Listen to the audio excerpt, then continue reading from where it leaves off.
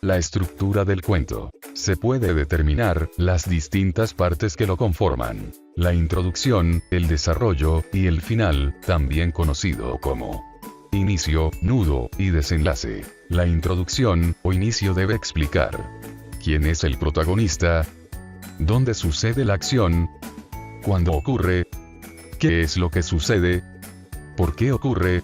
La introducción debe presentar el tema de la historia, los personajes, y el lugar.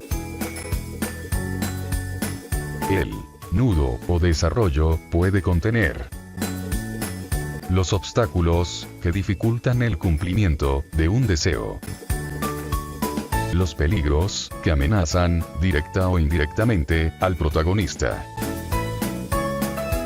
las luchas, físicas o psíquicas, entre personajes contrarios, que se resuelven, en la parte final, del cuento mediante algún procedimiento inesperado. En el nudo, los personajes poseen las mayores dificultades y tienen que resolverlas. El final o desenlace de la narración puede ser terminante. El problema planteado queda resuelto por completo. Moral. El comportamiento de los personajes transmite el valor ético que se desea mostrar. Dual. Existen dos protagonistas, de caracteres opuestos, que producen efectos contrarios, dependiendo de sus actos. Esperanzador. Al final del relato, se sugieren posibles modificaciones de actuación que pueden resolver el problema en el futuro.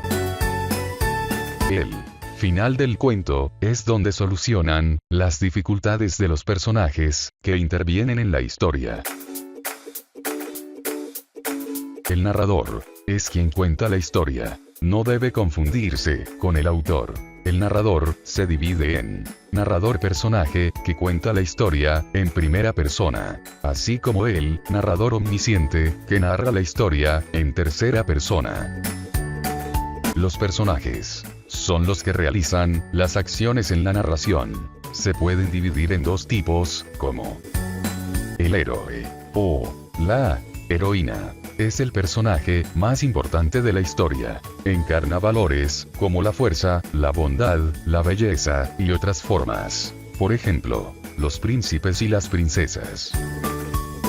El antihéroe es el enemigo del héroe o su rival. Encarna valores negativos como la maldad, la muerte, la oscuridad. Por ejemplo, los pistoleros, gángsters, los delincuentes y muchos más.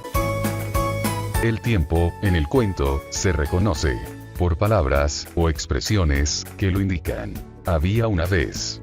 Muchos años después. En la mitad de mi vida. Cuando tenía 10 años. En el futuro, ocurrirá. Ahora está pasando. El tiempo. Es el tiempo cronológico que dura la historia. Puede ser un día, un año, un siglo. El espacio. Toda narración se desarrolla en un espacio o lugar. Una habitación, una casa, una ciudad, un desierto, una montaña, un castillo, un bosque. En el fondo del mar hay miles de lugares que podemos citar.